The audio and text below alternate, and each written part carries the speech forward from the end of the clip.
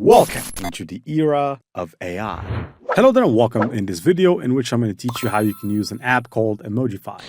Now this app enables you to create emojis or add emojis to a picture, and you can see some self-explanatory images here that depict what this app is capable of. So let's go ahead and put it to the test. So here we are inside of another Canva project. I'm going to get rid of all these emojis which I have created here.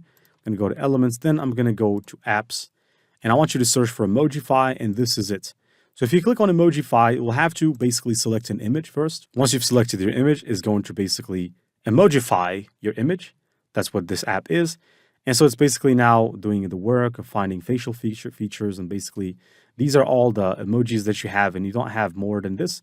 Now, this is a cartoonified version of myself that I emojified now. So it's almost like we're talking in metaphysics.